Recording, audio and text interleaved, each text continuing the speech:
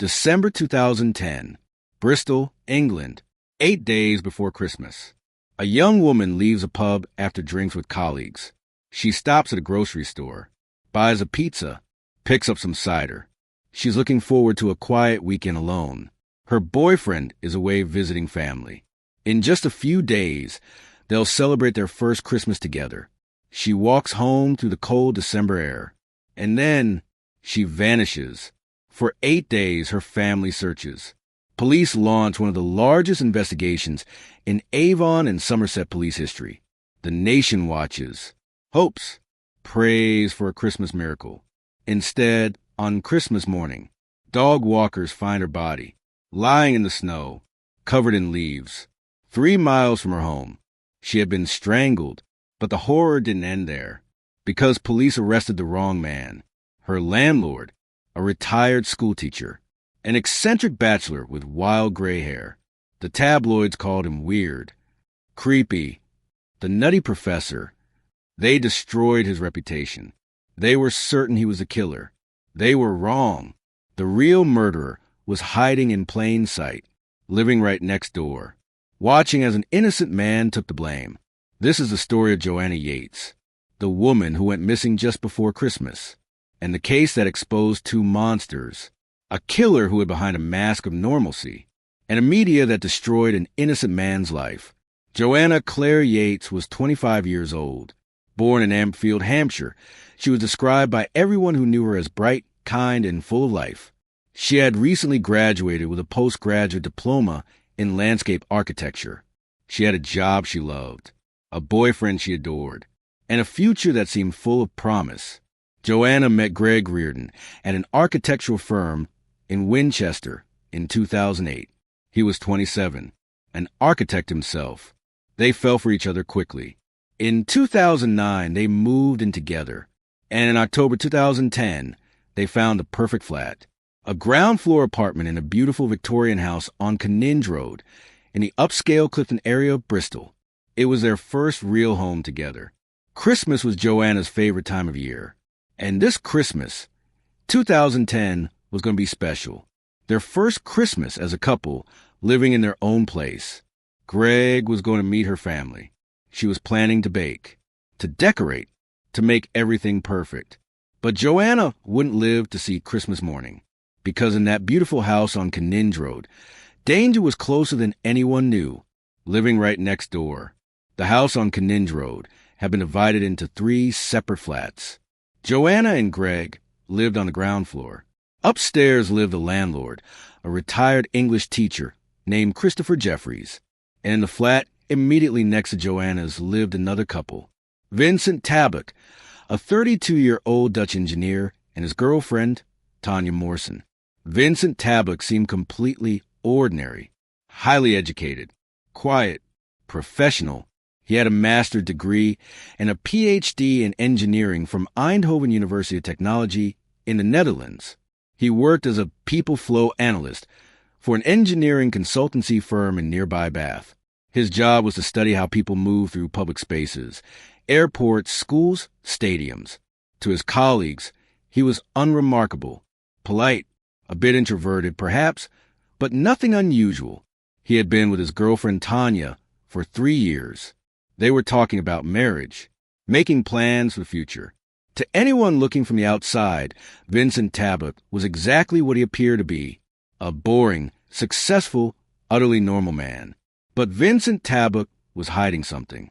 In the months leading up to December 2010, Tablock had been using his computer to search for escort agencies during business trips.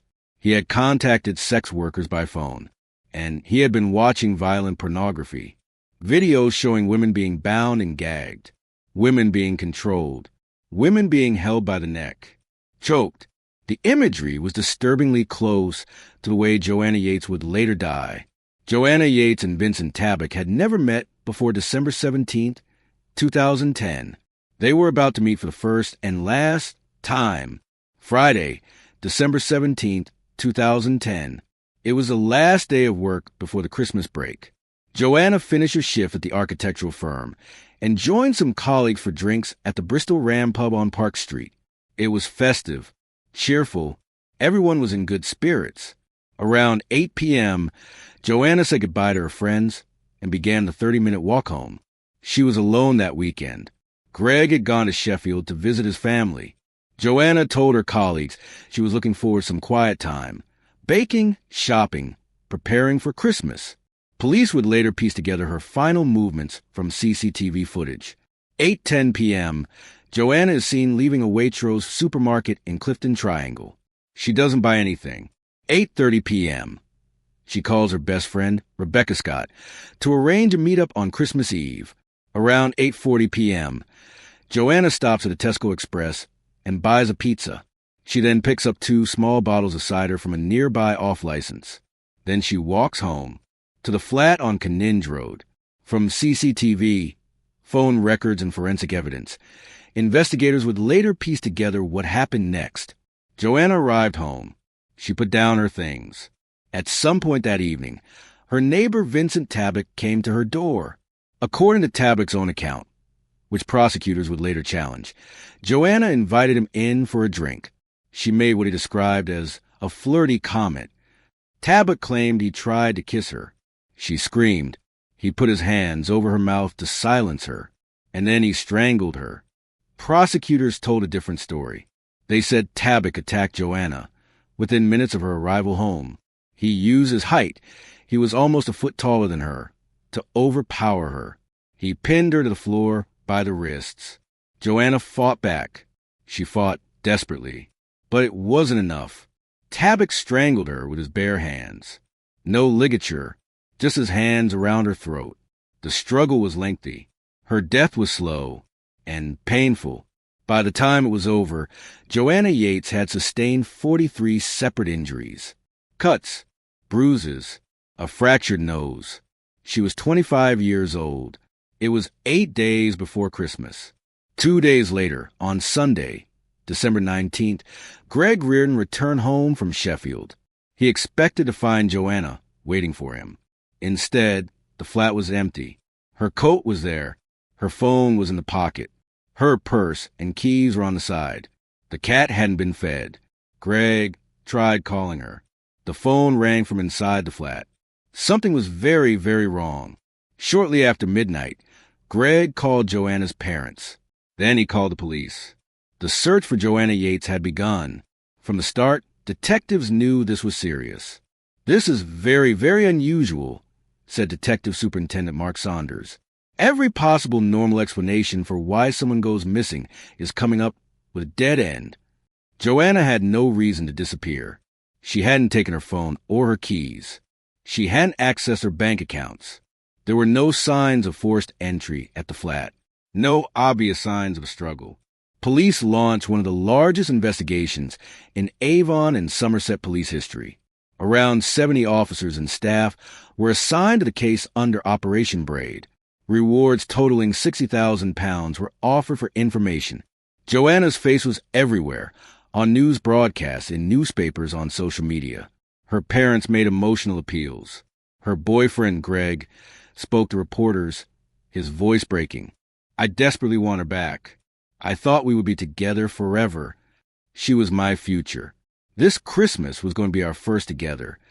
As the days passed and Christmas approached, hope began to fade. The nation watched, waited, prayed, and then came Christmas morning. December 25th, 2010, Christmas Day. A couple was walking their dogs along Longwood Lane, near a golf course in the village of Phelan, about 3 miles from Joanna's flat. It had snowed. The landscape was white and peaceful. And then they saw something, a body, lying on a verge near a quarry wall, partially covered with leaves and snow. It was Joanna Yeates. She was still wearing most of her clothes, but her coat and boots were gone, and one of her gray ski socks was missing, a small detail that would puzzle and haunt investigators. A post-mortem examination confirmed what detectives had feared. Joanna had been strangled. There was no evidence of sexual assault, but the 43 injuries on her body told the story of a violent, desperate struggle. Someone had killed Joanna Yeates and then dumped her body in the snow. While Joanna's family received the worst possible news on Christmas Day, Her killer was celebrating the holiday. Vincent Tablock and his girlfriend Tanya had left Bristol for the Christmas vacation. They spent Christmas with Tanya's parents in Cambridge. Then they went to Amsterdam for New Year's. Tablock acted completely normal, as if nothing had happened, as if he hadn't strangled a woman to death 8 days earlier and left her body to freeze in the December cold. 5 days after Joanna's body was found, police made an arrest, but it wasn't Vincent Tablock. On the morning of December 30th, 2010, officers arrived at the house on Canninge Road. They arrested Christopher Jefferies, Joanna's landlord. Christopher Jefferies was 65 years old, a retired English teacher at the prestigious Clifton College. He was a bachelor who lived alone in the upstairs flat, and he was eccentric. He had wild, gray hair styled in an unusual comb-over. He spoke in a halting, formal manner. He was known to correct people's grammar. He was a member of the local neighborhood watch, and he had told police something that caught their attention. He claimed to have seen Joanna leave her flat with 2 other people on the night she disappeared. If true, that would have made him the last person to see her alive. The moment Jefferies was arrested, the tabloid press went into a frenzy. His face was plastered across every front page. The Sun called him weird, posh, lewd, and creepy. The Daily Mirror ran stories claiming former students called him the Nutty Professor. Reporters dug into his past, twisting every detail into something sinister. He taught poetry about death? Suspicious. He lived alone? Suspicious. He had unusual hair? Suspicious. One newspaper ran a headline about a poem Jefferies had taught, a poem about a man who killed his wife, as if teaching literature was evidence of murder. Christopher Jefferies was held for questioning. His flat was searched. His car was seized. His name was destroyed. And all the while, the real killer watched from the shadows. Vincent Tablock even called police to offer information. He told them that Jefferies' car had moved on the night Joanna disappeared. It was a lie, a deliberate attempt to direct suspicion toward an innocent man. On January 4th, 2011, Christopher Jefferies was released on bail. He had not been charged. The evidence simply wasn't there. But the damage to his reputation was catastrophic. He couldn't leave his home without being photographed. He received hate mail. His life, as he knew it, was over. Meanwhile, detectives were quietly pursuing other leads. On January 18th, the BBC's Crime Watch program aired a reconstruction of Joanna's final movements. Within 24 hours, over 300 people contacted police with new information. A breakthrough came when investigators focused on physical evidence. DNA found on Joanna's body, fibers found on her clothing, fibers that matched the car, a silver Chrysler, the car that belonged to Vincent Tablock. On the morning of January 20th, 2011, police arrested Vincent Tablock on suspicion of murder. He refused to cooperate. He answered most questions with no comment, but the evidence was overwhelming. DNA on Joanna's body matched Tablock. Fibers from his car and coat matched fibers found on Joanna, and investigators discovered something else. After killing Joanna, Tablock had put her body in the boot of his car. He drove to an Asda supermarket. He was captured on CCTV buying beer, crisps, and rock salt. Then he drove to Longwood Lane near Fayland and dumped Joanna's body on the roadside. Police also found disturbing searches on Tablock's computer. After the murder, he had Googled things like, "Been collection days my area. How long does it take for a body to decompose?"